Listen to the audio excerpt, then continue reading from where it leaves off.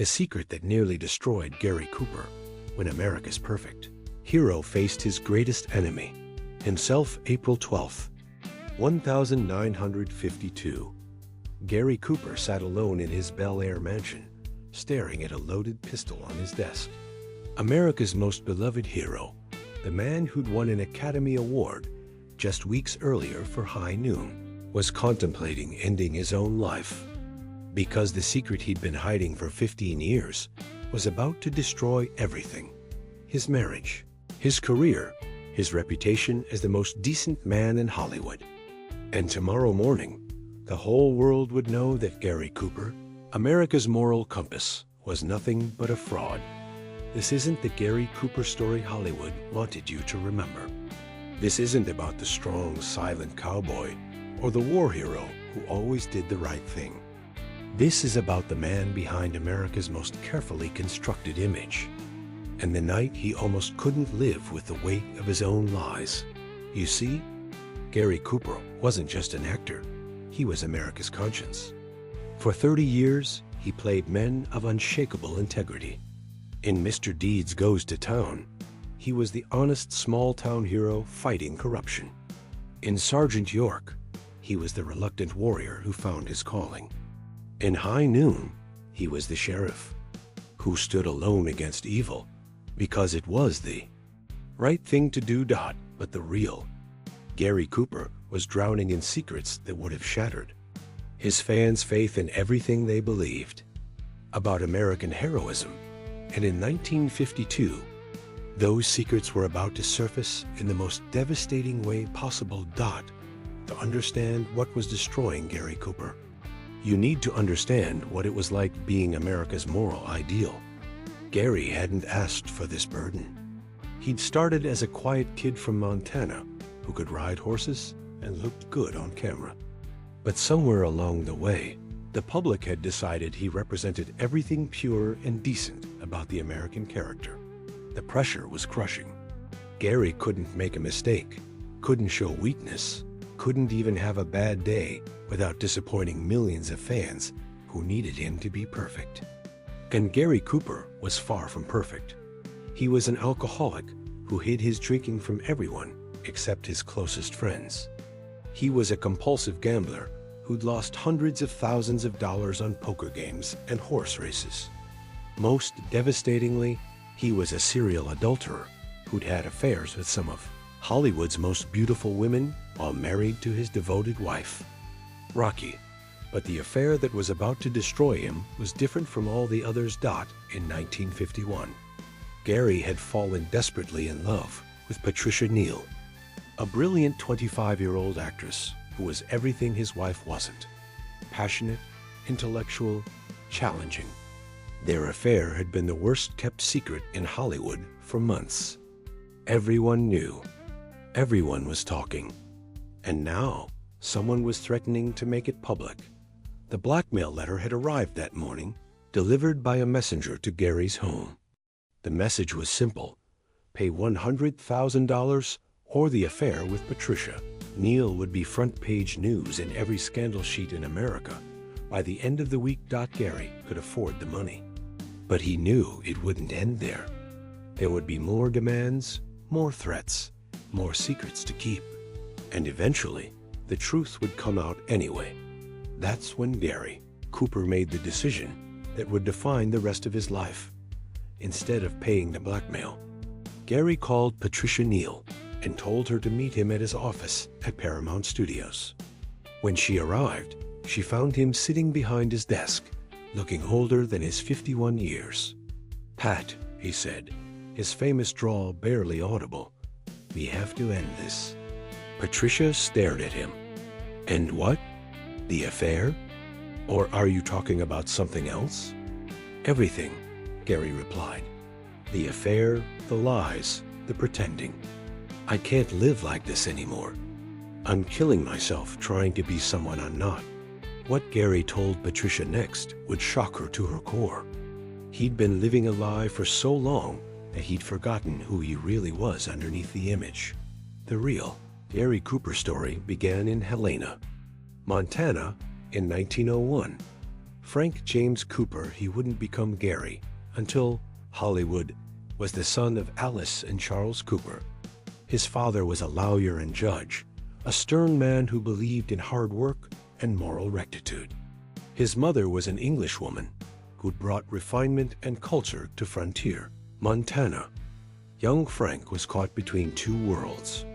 In Montana, he learned to ride and rope and shoot, developing the easy, natural grace that would make him a perfect movie cowboy. But he was also sent to England for part of his education, where he learned to speak properly and move in sophisticated circles. This split in his upbringing would haunt Gary his entire life. He was never quite sure which version of himself was real, the simple cowboy or the sophisticated actor. Gary arrived in Hollywood in 1925. He was just another tall, handsome kid trying to make it in pictures. But there was something about him that cameras loved. He had a natural, understated quality that made everything he did seem effortless and authentic. But authenticity, Gary would learn, was the cruelest trap Hollywood could set. Gary's breakthrough came in 1929 with The Virginian, where he spoke the line that would define his screen image. "When you call me that, smile." It was delivered with such quiet menace, such natural authority, that audiences immediately accepted Gary as the embodiment of American masculine virtue. The problem was, Gary Cooper wasn't particularly virtuous. He was ambitious, he was vain, and he was weak in ways that his screen image suggested he could never be. The drinking started early. Gary discovered that alcohol could calm his nerves before difficult scenes and help him sleep after long days on set. But what began as a practical tool gradually became a necessity, and then a compulsion.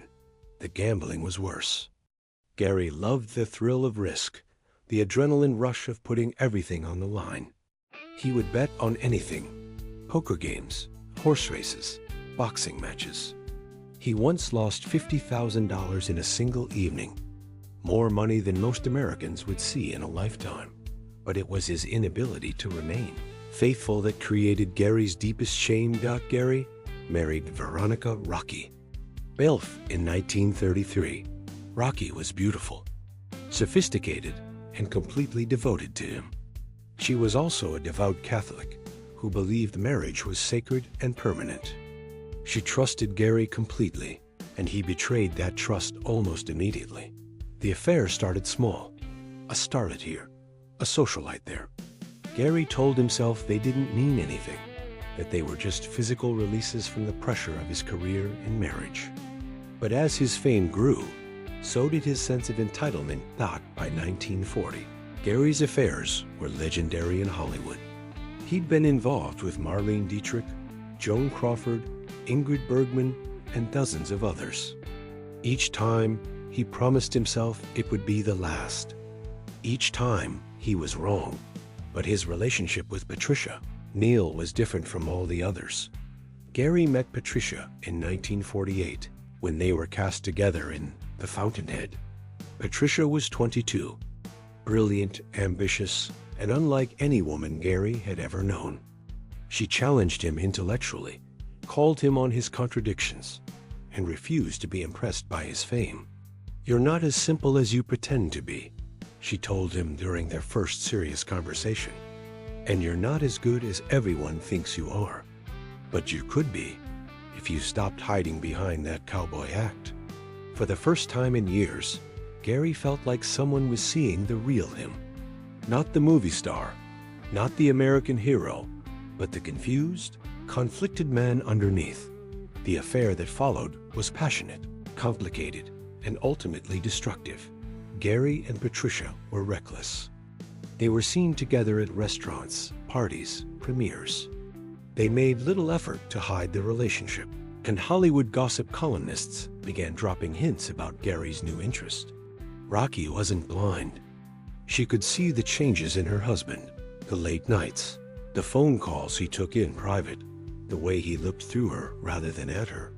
But she also knew that confronting Gary would force her to make choices she wasn't ready to make. The situation became even more complicated when Patricia became pregnant with Gary's child in 1950. For Gary, this was the moment of truth. He could leave Rocky and marry Patricia, finally live authentically for the first time in his life. Or he could pressure Patricia to end the pregnancy and continue living his double life. What Gary chose to do would haunt him forever. Gary convinced Patricia to have an abortion. It was 1950, when such procedures were illegal and dangerous. Patricia nearly died from complications, and Gary spent 3 days in a hospital waiting room, praying to a God he'd ignored for years to save the woman he loved. When Patricia recovered, she looked at Gary with new eyes. "You're a coward," she told him. "You want me, but you want your reputation more. You love me, but you love your image more. I won't be part of your lies anymore." But Patricia didn't end the affair. Neither did Gary. They continued their relationship for 2 more years, becoming increasingly desperate and destructive. Gary was drinking more, gambling more, taking more risks with his career and reputation. That's what led to the blackmail attempt in 1952. Someone, Gary never found out who, had photographs of him and Patricia together.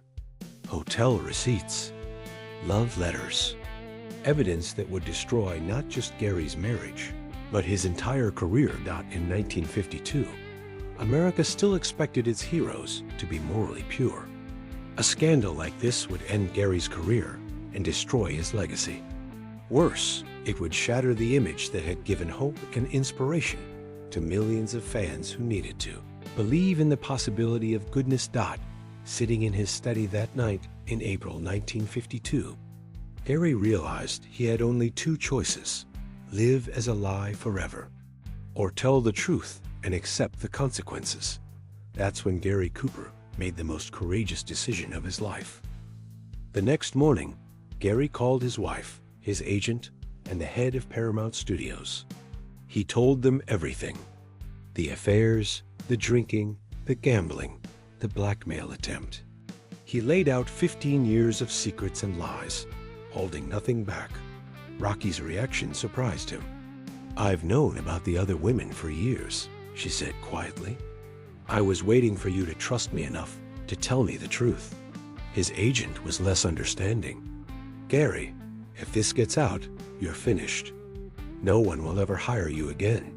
The studio head was blunt. "We've invested millions in your image. If you destroy that, you destroy us too." But Gary had made his decision. "I'm tired of being someone I'm not," he told them. "If the truth destroys me, then I deserve to be destroyed." What happened next shocked everyone who knew Gary Cooper. Instead of confessing publicly, Gary chose a different path. He ended his affair with Patricia Neal permanently, not by abandoning her, but by helping her find work in New York theater, where she could build a career. Independent of their relationship, he quietly entered treatment for his alcoholism and gambling addiction, spending 3 months in a private facility that catered to Hollywood professionals with substance problems. Most importantly, he began the long, difficult process of becoming the man he'd only pretended to be on screen. The transformation of Gary Cooper wasn't traumatic. It was gradual and genuine. Gary started reading seriously for the first time since his youth. He studied philosophy, religion, and history, trying to understand how to live with integrity. He began attending Mass with Rocky, slowly finding his way back to faith he'd abandoned years earlier. He also started choosing his roles more carefully. Instead of playing idealized heroes, Gary began seeking out characters who struggled with moral complexity. His performance in High Noon, made just months after his crisis, reflected a man who understood the real cost of doing the right thing. But the most important change was in his relationship with Rocky. For the first time in their marriage, Gary was completely honest with his wife. He told her about every affair, every lie, every moment of weakness. It was painful, humiliating, and necessary. Rocky's response showed the depth of her character. I married the man I saw you could become, not the man you were. Now I want to help you become that person." Gary Cooper's final decade was his greatest triumph. From 1952 until his death in 1961, Gary lived with an integrity that matched his screen image. He never had another affair. He never took another drink. He never placed another bet. More importantly, he used his fame differently.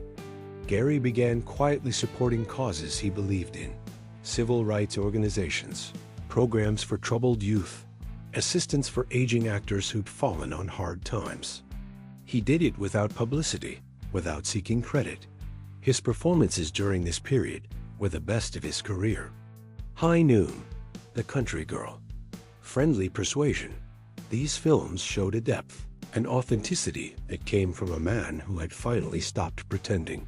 When Gary Cooper died of cancer on May 13, 1961, he died as the man he'd always pretended to be. At his funeral, Patricia Neal, who had become a successful actress and remained a friend, delivered a eulogy that captured Gary's transformation.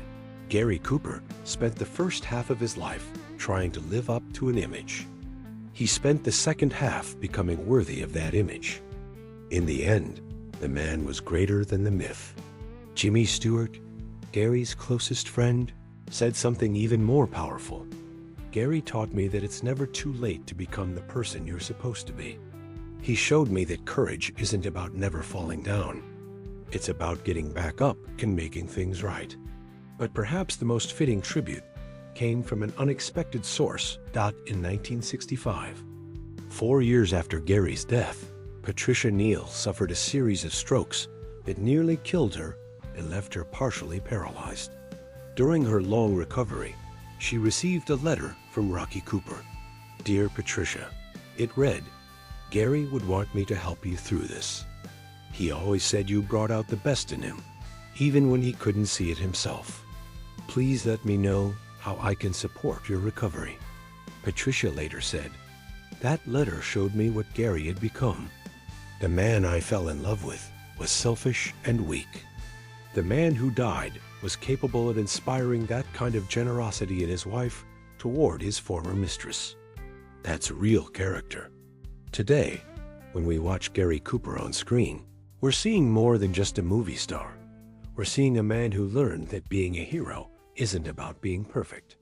It's about facing your imperfections honestly and doing the hard work to become better. Gary Cooper's real heroism wasn't in the roles he played on screen. It was in the choice he made in 1952 to stop living a lie and start living the truth, regardless of the cost. And here's what Gary Cooper's story teaches us about redemption and authenticity. You don't have to be perfect to be good. You don't have to be born a hero to become one. What matters isn't whether you fall down. It's whether you get back up and commit to doing better. Gary Cooper spent 15 years hiding behind an image, afraid that the truth about his flaws would destroy him. But when he finally found the courage to be honest, he discovered something remarkable. People don't need their heroes to be perfect. They need their heroes to be real. The gun Gary Cooper held in his hand that night in April 1952 could have been the end of his story. Instead, it became the beginning of his real life. The life where he didn't have to pretend anymore, where he could be both flawed and heroic, both human and inspiring. Every time you see Gary Cooper tip his hat or speak in that quiet, measured way, remember, you're looking at a man who chose authenticity over image, truth over comfort, and real heroism over the pretense of perfection. That's the legacy of Gary Cooper. Not that he was the perfect American hero, but that he showed us how imperfect Americans can become heroic through the simple act of choosing to tell the truth and do the work to become worthy of the love they've been given. What do you think? Does Gary Cooper's struggle with living up to his own image remind you of the pressure to be perfect that we all face? Share your thoughts about the courage it takes to be honest about our flaws while still trying to be better. If this story moved you, subscribe for more tales of Golden Age stars who who proved that real heroism happens when the cameras stop rolling. Because the greatest performances aren't always the ones we see on screen. They're the ones where people become worthy of the characters they play. Sometimes, the most important role you ever play is yourself.